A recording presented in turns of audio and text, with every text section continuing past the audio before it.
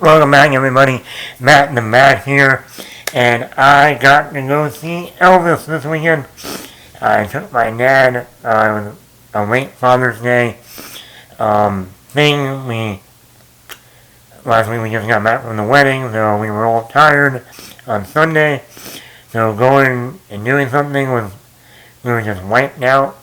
And I knew that Elvis was coming out this weekend. I was like, that's like my dad's favorite artist, Elvis. Grew up with Elvis. I mean, like I said, I've said this before. Growing up, there were literally 3 people representing 3 different categories when it came to my childhood growing up. There was, in the movie side of things, Arnold Schwarzenegger. On the sports side of things, there was Brett Favre. And then on the music side of things, there was Elvis. My dad had tons of CDs and records of Elvis that we would play, especially during Christmas time, his Christmas, specials. Then at a certain point, every year, he would get ornaments to put on the Christmas tree of Elvis, where you also press a button and he starts singing. One of the more famous ones was the Christmas ornament that he got with Elvis. I don't need a lot of presents to make my Christmas bright. I just need my baby's arms around me tight. Oh, Santa, hear my babe. Celebrate my baby back to me. Santa, bring my baby back to me. Yeah, I know that by heart because I've been hearing it since I was like 3 years old. So, that was one we always pressed the button, and otherwise no one took the ornament and threw it out the window during Christmas time. So Elvis, out of all the singers and, rock stars and musicians out there, growing up, Elvis was the main one I knew, other than Bruce Springsteen. Elvis and Bruce. My mom was a fan of Bruce Springsteen. My dad was a fan of Elvis. So, even that was my growing up when it came to music. And obviously as a filmmaker, I've also grown to love biofilms from Ray to Walk the Line, Ray to Ray Charles, Walk the Line to Johnny Cash. A few years ago we got Bohemian Rhapsody with Rami Malek playing Freddie Mercury. Then a year later we got Taron Egerton playing Elton John in Rocket Man. And now we got Austin Butler playing Elvis. I also said last week that they just cast Julia Gardner to play Madonna in a Madonna biofilm dealing with her music career. That's going to start shooting soon. So yeah, I think it's about time we finally got a movie dealing with Elvis. His life, his career. Yeah, we've seen people play Elvis in other movies, but it's never been an Elvis biofilm. Just been him showing up in a movie in a scene or two, And obviously all of those are imitations of Elvis, impersonations. But let me tell you right now, Austin Butler is Elvis. He's not impersonating Elvis. He's not imitating Elvis. Austin Butler, and this is a name you're going to want to remember for the end of the year. This is a name you're going to want to remember for a very long time. Because this guy's career is about to go boom. He's already been cast in the Dune Part 2. And let me tell you, I'm telling you right now, you're going to be hearing the name Austin Butler for years and years to come. Okay? There is no denying Austin Butler's, when they say that, oh, that actor had a breakout role in, whatever movie that started their career. No. Austin Butler in Elvis is not a breakout role. Technically it is. It is a career-defining role. This role is going to define his entire career. Even though he's been in TV stuff. He popped up in Once Upon a Time in Hollywood in 2019, around the time that he got cast as Elvis. But this movie is going to define his career all the way through. Okay? There are certain actors like Christopher Reeve, where he played Superman, and that literally defined his entire career. Austin Butler's career will be defined by him portraying Elvis. Austin Butler not only does all the dance moves, which is impressive, the guy sounds like Elvis without coming off as weird or off, or just, like I said, just an imitation of him. And he can sing. Yes. Austin Butler sings in this movie, and he sounds just like Elvis. That is unbelievable. Unbelievable. His back and forth with Tom Hanks as Colonel Parker is great. Outside of the singing and dancing, which is most of the movie, he does have some quieter, emotional moments that really show his acting ability. Also, not that singing and dancing isn't acting. It is. And the voice. But then when you get into more of those emotional moments, those dramatic scenes, he really brings it. Like I said, this guy is about to go from zero to hero very quickly. So like I said, do not be surprised if you start hearing the name Austin Butler for other franchises, for Marvel movies, for DC movies. There's also another movie I'm going to be talking about in another podcast that I think he would be perfect for the role. This guy is going places. So let me start there. Second, Tom Hanks.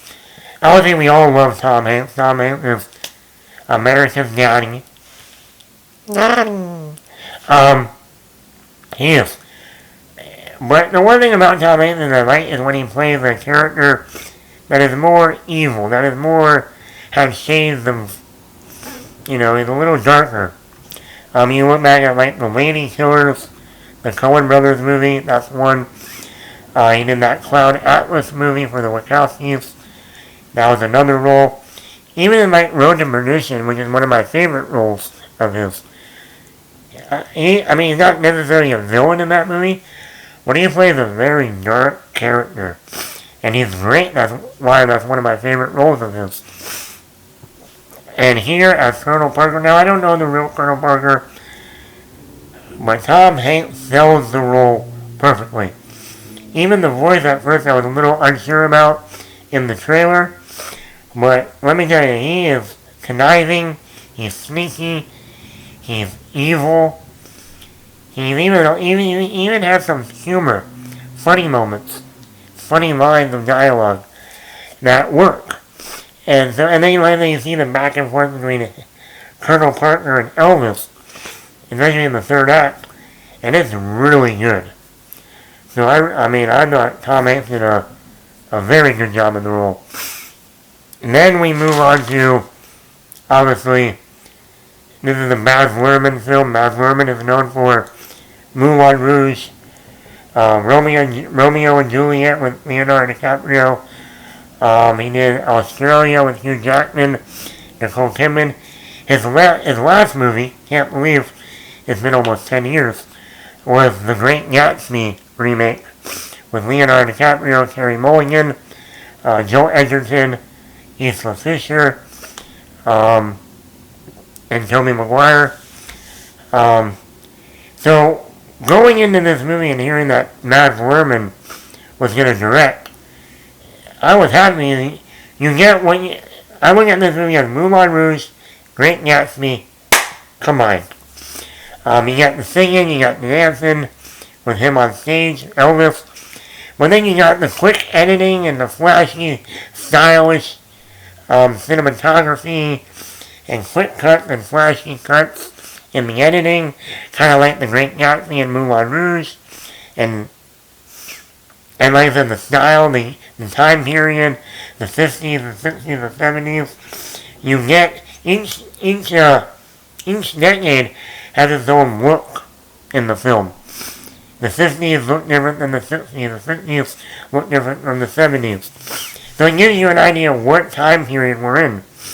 So the style, the cinematography, the editing, for almost a 3-hour movie, I feel like other than maybe the last 20 minutes of this movie, the movie doesn't stop for a minute. It goes and goes and goes. And you realize, oh my god, for almost a 3-hour movie, this movie flies. In fact, there is a 4-hour cut of this movie out there. Which I'm going to get into my negatives and why I think I would want to see that cut. But I could have watched another hour of this movie because it was so entertaining. The performances were so good. It wasn't between the quick editing and the pacing and the style and flashiness. It might be one of my favorite Baz Luhrmann movies. I'm not a huge fan of Baz Luhrmann, but I like what he did here. Now that could be because I grew up with Elvis. So watching a movie dealing with Elvis' entire career from childhood to when he died, you get that all in this almost 3-hour movie. But they could have gone even further. Like I said, the music. Oh yeah, the music. Not only do we get the Elvis music, of course, but there are times in this movie we get modern music. And I was like, why would you put modern music when the setting is in the 50s? When you got such great music during that time in the 60s from other artists or even just Elvis music. But somehow the modern music works like Casey Mulligan does her own rendition of Can't Help Falling in Love. And it's excellent. I mean, it's an excellent piece by her. And normally you'd be like, why don't you just put Elvis's Can't Help Falling in Love in there? But it works for what the scene is, and to have that different rendition of that song in the Elvis movie, it worked great. So, either between the Elvis music and then modern music thrown in, it actually came off a lot better than I think a lot of people and myself expected for the music to come off. This is a 2-hour and 40-minute movie.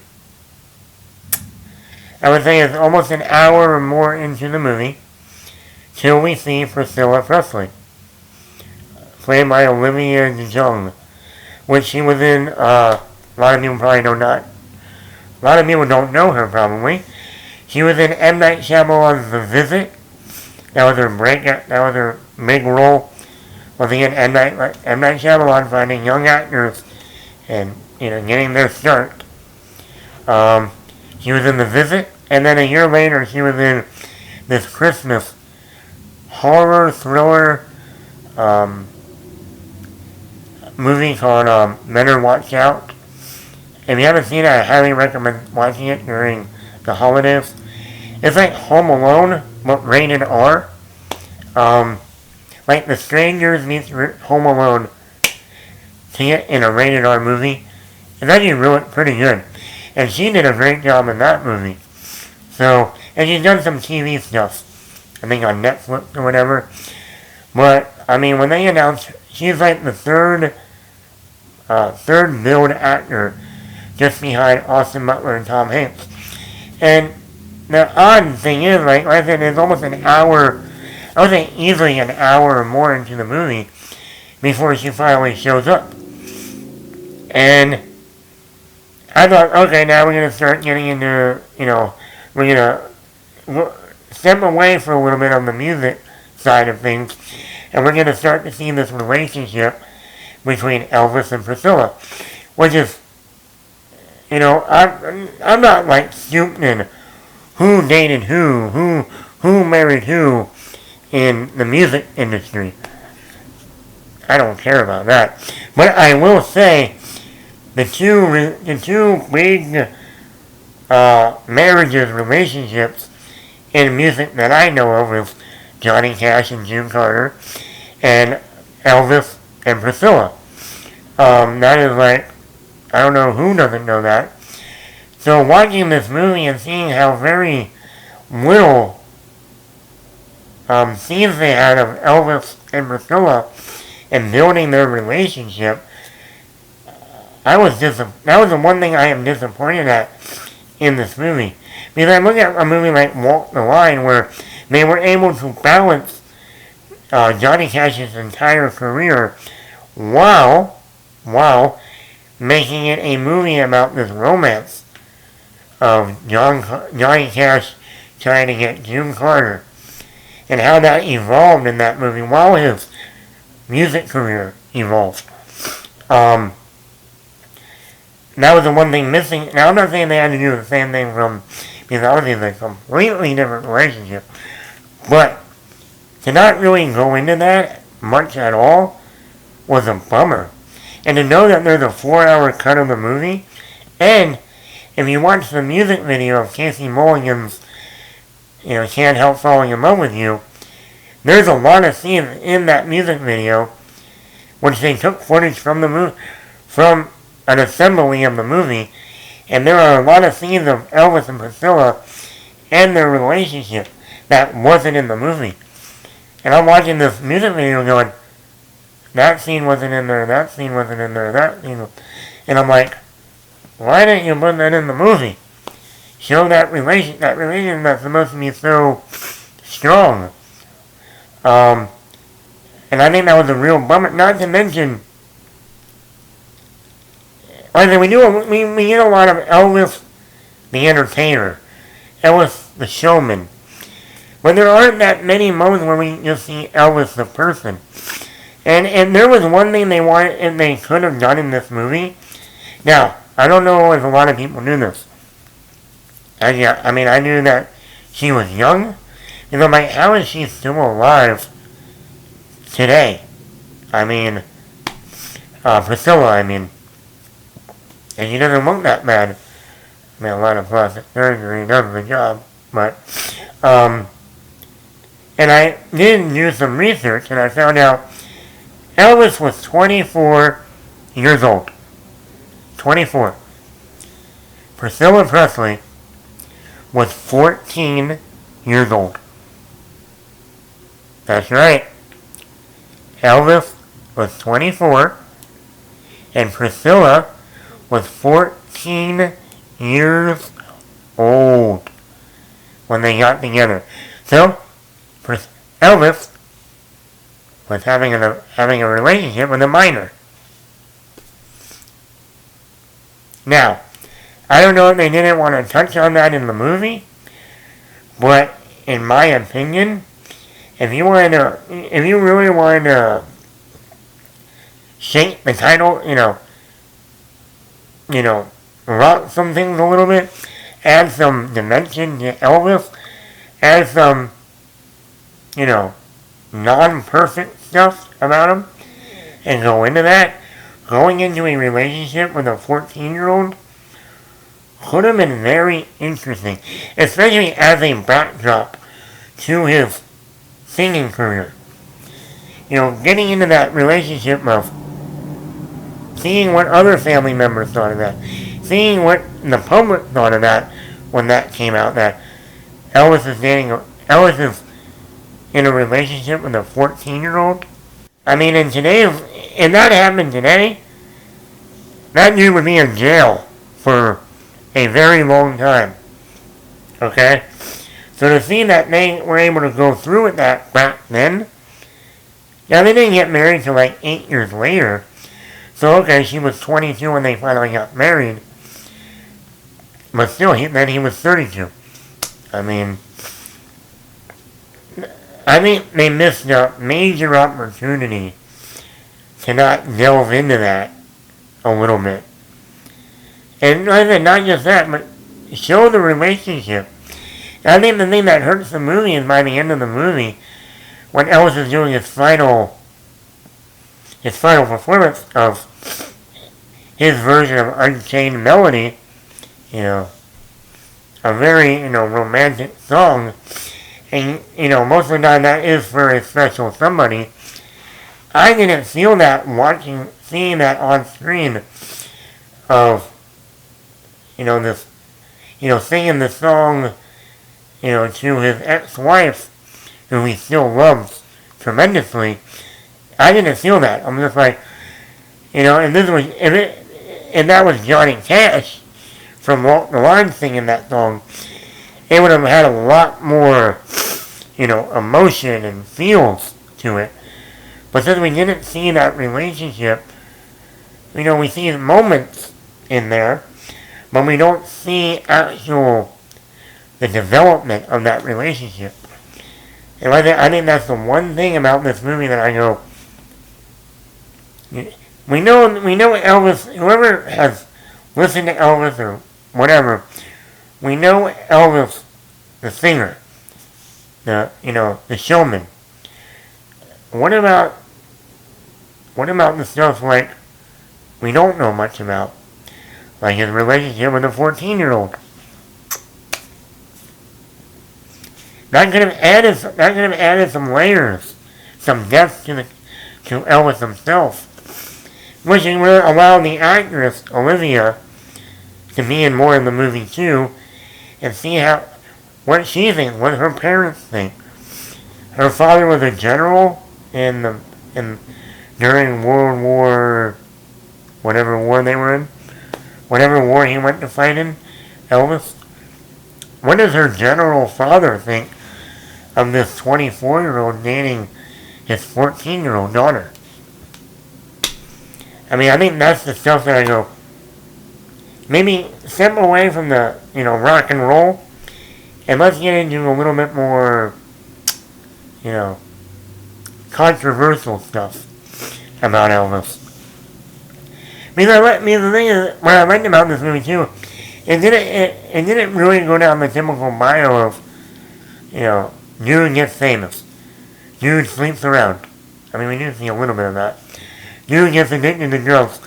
Yes, we know that Elvis got addicted to drugs, but they didn't go into that like in Walk the Line or Ray, which I liked about that.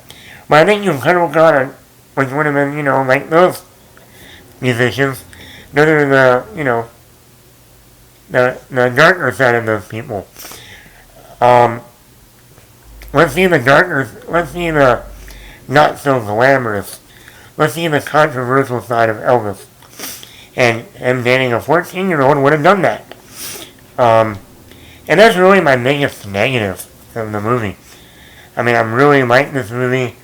The acting's great. It moves quickly. But yeah, that is my only negative. That's why I probably give this movie a 4.7 out of 5. 4.7, 4.8. But yeah, if you like Elvis, if you like biofilms, if you like Tom Hanks, this is a winner.